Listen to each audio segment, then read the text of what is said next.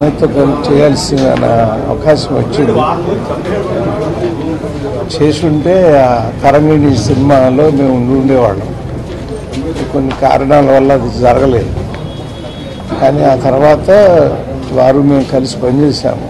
పోరాటం, జైలు పక్షి ఇలాంటి సినిమాలు చాలా చేశాము. ముఖ్యంగా ఏంటంటే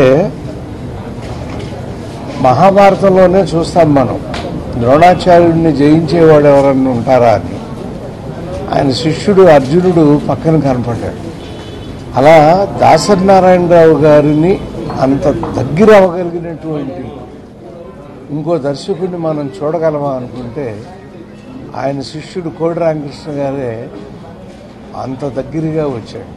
ఎందుకంటే ఎన్ని రకాల కథా కథనాలు కోడి రామకృష్ణ గారు సెల్యులాయిడ్ మీద చూపించాడు మీ అందరికి తెలుసాడు. అంతేకాదు నటులు కాని వాళ్ళని నటులు చేశాడండి. ఇప్పుడు రామిరెడ్డి గారు ఊరికే అక్కడ హౌస్ ఓనర్, అక్కడికి వెళ్ళి ఆయన్ని ఒక అంకుశంలో ఆ తర్వాత ఎన్నో వేషాల్లో ఆయన్ని చూస్తే ప్రేక్షకులు భయం కలిగే పరిస్థితిని సృష్టించాడు. అలాగే కాస్ట్యూమ్ కృష్ణ, మా ఆర్టిస్టులు బట్టలు కొడుతున్నాడు, అతను ఆర్టిస్ట్ ఏంటి అనుకున్నా, అతన్ని పరిచయం చేశాడు. గొనపూడి మారుతీరావు గారు ఇంట్లో రామ వీధిలో కృష్ణలో మీరు గమనించి ఉంటారు. అంటే ఎంతోమంది నటీనటులకు జీవితం ఇచ్చాడు.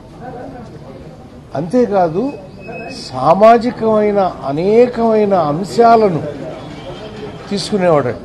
భారత్ బంద్ కానీ, లాఠీ చార్జ్ కానీ, ఇట్లా మీరు చూడండి, తలంబరాలు కానీ, ఆహుతి కానీ, ఆయన సినిమాలు కనుక మీరు చూస్తే ఒక అద్భుతమైన సామాజిక అంశాలన్నింటినీ తీసుకుని కమర్షియలైజ్ చేసుకుని 100 రోజులు ఆడించుకున్నాడు. ఆయన 100 సినిమాలు తీసుకుంటే నాకు తెలిసి 60-70% 100% 100 రోజుల సినిమాలు. పైగా వీళ్ళు వాళ్ళు కాదండి, చిరంజీవి గారితో, బాలకృష్ణ గారితో, అందరితోనూ సూపర్ హిట్ సినిమాలు, రాజశేఖర్ గారితో, ఇలా అందరితోనూ సూపర్ హిట్ సినిమాలు చేశారు. అసలు ఒక ఆడపిల్ల అరుంధతి అనుష్కని పట్టుకుని ఆయన తీసినటువంటి అరుంధతి ఒక చరిత్రను సృష్టించాడండి. ఇలా కూడా మనం తెలుగు సినిమా ఉంటుందా అని అంత అద్భుతాన్ని సృష్టించాడు. మరి నిన్న హాస్పిటల్కి వెళ్ళారంటే ఇవాళ వెళ్ళి చూద్దాము అని మేము అనుకుంటున్న సమయంలో ఇలా అయిపోవటం అనేది చాలా దురదృష్టకరం అండి. ఆయన ఊపిరితిత్తులు, శ్వాసకోశం దాని మూలంగా ఇదయ్యారని చెప్పారు. మంచి మనిషి. తను కొంచెం కొన్ని సంవత్సరాల క్రితం తను నడవలేని పరిస్థితి వచ్చినా కూడా మీరు అందరూ గమనించి ఉంటారు, త్యాగరాయ గారి సభలో కానీ, రవీంద్ర భారతిలో కానీ, ఎక్కడ కళా ఇది జరుగుతున్నా, ఆర్ట్ అది ఏది జరుగుతున్నా కూడా అక్కడ తను ప్రజెంట్ అయ్యేవాడండి. హుదూద్ తుఫాన్ వచ్చినప్పుడు ఆయన దర్శకత్వంలో మేము నటించడం జరిగిందని మేము అందరం కూడాను. ఆ రోజున మీరు అందరూ చూసి ఉంటారు ఆ ఫంక్షన్. ఎంత సరదాగా గురువుగారు అంట, ఎప్పుడు పని చేద్దాం గురువుగారు, మళ్ళీ చేద్దాం గురువుగారు, ఒకసారి రండి కథ చెప్తానని.